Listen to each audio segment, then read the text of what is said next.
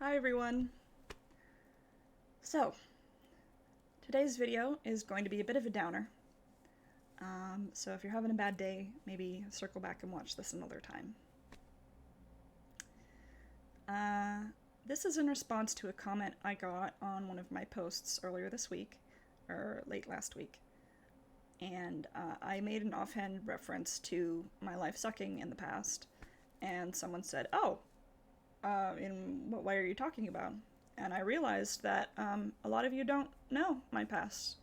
I'm used to, just rolling around with the people who know me really well. But as my profile has grown and my brand, maybe a lot of you haven't heard my story yet. So here's the Cliff Notes edition, and I can, if people are interested in hearing more about any part of it, I can expand on that in another post, but I'll just breeze through the dot points. Literal dot points, because I originally tried to do this just as a off the top of my head video. I prefer to work without a script or anything, but I kept messing up the timeline and then forgetting stuff, and so I ended up writing up some dot points just so I could go through it with a bit more order. So here it is in time order. Let's see if I can do it in 15 minutes, but probably not, because so far it's taken two 15-minute videos. Okay, here is the list of fun. Okay, list of everything kind of crap in my life. My parents divorced when I was a baby. They had started divorcing before I was born, and then they finished after I was born. It was his fault. He was abusive. That's why I call him, you'll hear me say sometimes, my mom and my father, not my mom and my dad. He was abusive to her, and then later on, when he had custody of me, he was abusive to me. But I don't want to go into that too much, because what I'm doing here with my public profile, I want to talk about disability and neurodiversity, and this isn't really related to that, so, but it's on the list. My earliest memory is my mom was picking me up from his place on a Monday for custody, and I was waiting in the back seat, and they were talking in his front lawn, and they were talking, and then they were arguing, and then he swung her around by her arm, and they were fighting, and I crawled from the back seat into the front seat of the car, and I honked the horn to try and get him to stop. He did stop, but it didn't have anything to do with my horn, I don't think. It was after. And then my mom and me drove over to a friend of hers place, and she put her hand up on the wall so that he could take a photograph of it for the court case. That's my earliest memory. I grew up in Ann Arbor, lovely city. I did really well scholastically, but I struggled everywhere else. Got bullied a lot. I was a very weird child. I didn't fit in anywhere. And autistic kids tend to get bullied a lot by other kids because it's in our nature. Until you train people out of it, people's instinct is to attack what's different. And they sure attacked me. But there were good parts too. It wasn't all sadness. My mom and my father are both members of Mensa, and when I was younger, I went to the therapist a lot because I was very messed up. We didn't know why, but there's something going on there.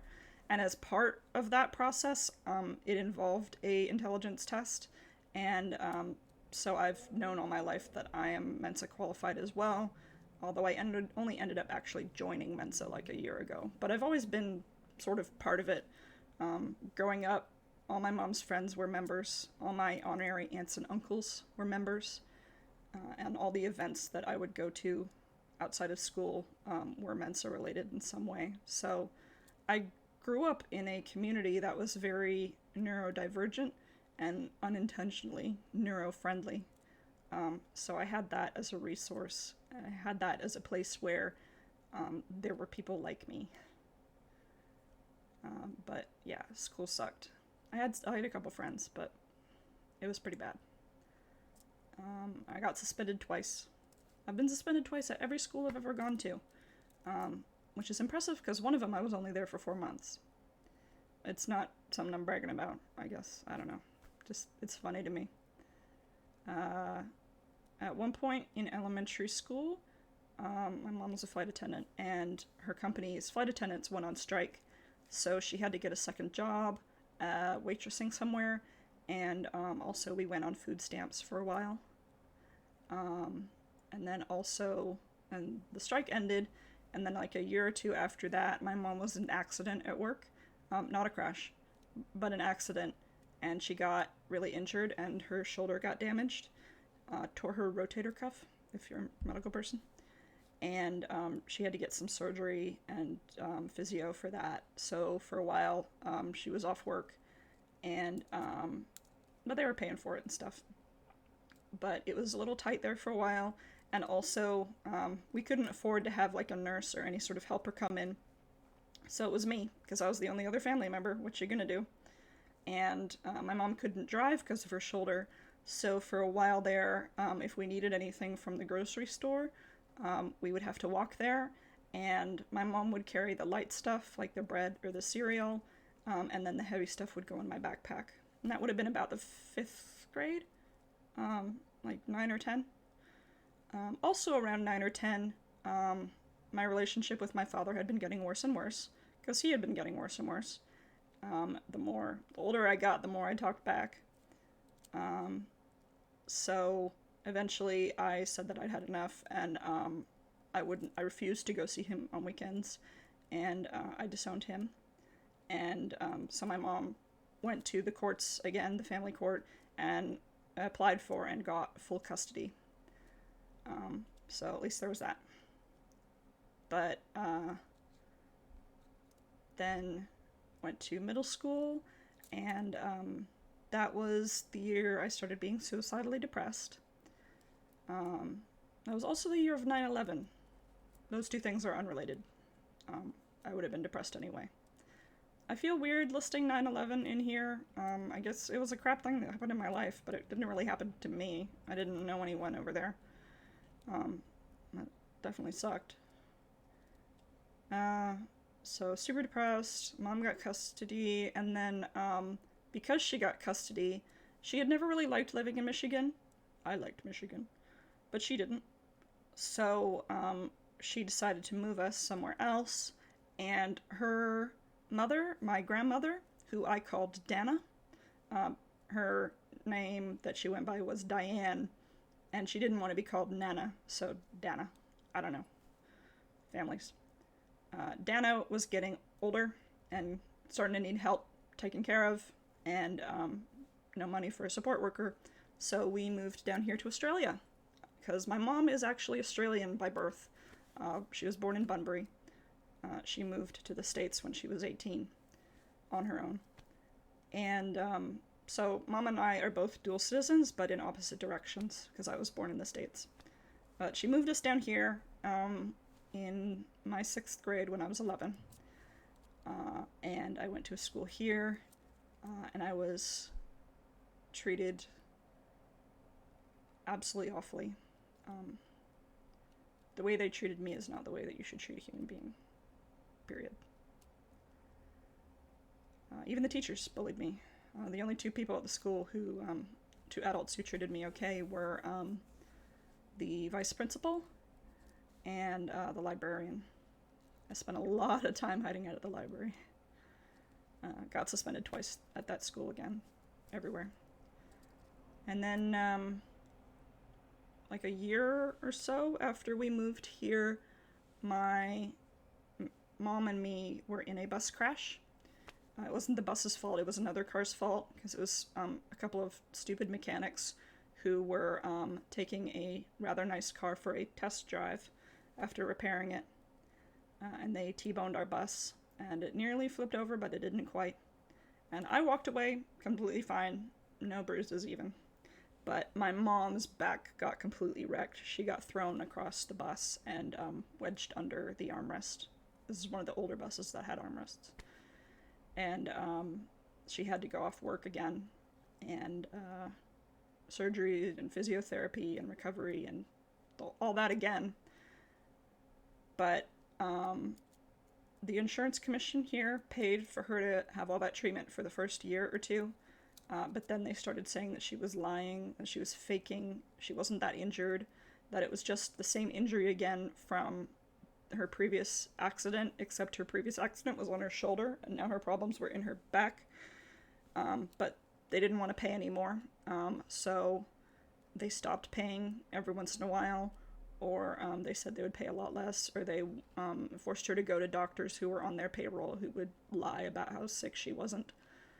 And that was really stressful on top of everything else. And again, having to take care of my mom because we couldn't have someone come in.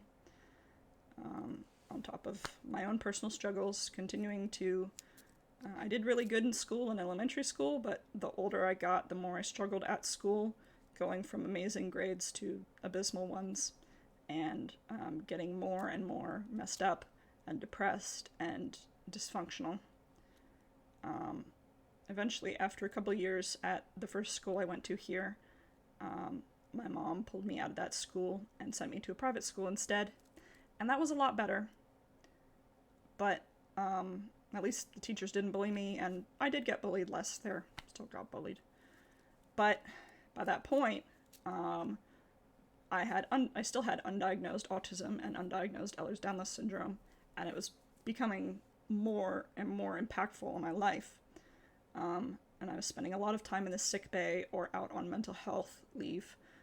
Sometimes I would just disassociate in class, or have hyperventilate or have trouble of some sort, and constantly getting sent home. And eventually I flunked out of year 11, and I was asked to not re-enroll. I don't blame the school for that. I still have a lot of affection for that school. It's a good school. It was the people. It wasn't them. And I don't even blame them that much. They didn't know. I was undiagnosed at the time, so it wasn't really their fault. But also, I've always felt that if most people are reasonable, adults or children, or in between, and if someone is reporting all these problems, but you can't find what the cause is, I don't think that you should react in such a way as to say there is no cause, that they're faking, or that they need to get their stuff together. I think the way that you should respond to that is, well, then we need to keep searching, because clearly there's something wrong, because you're trying as hard as you can, and I should give you that credit as a fellow human being. And that was not the decision the people involved made at that time. So I left that school, and we'd always sent me to psychiatrists every couple of years or so and looked into stuff, and I had been to some medical specialists in the past, but we had never really come up with anything. But flunking out of year 11 is a pretty good sign that there really, really is something to look up for there. So we really looked hard, and eventually I did get diagnosed with autism and Ehlers-Danlos syndrome. And that was good. I was so glad to get those diagnoses. A lot of people think, oh, it must be so terrible to be diagnosed, but actually for most of us it's one of the happiest days of our lives, because there's finally proof that we're not making it up, that we're not just being too fragile, that we're not liars, that we're not, we're not doing that Munchausen thing. No, is it Munchausen, or is it, we're not hypochondriacs. So it was such a relief. Such a relief. But that's going to have to be part 1, so watch out for part 2, because I'm just about to record that one too.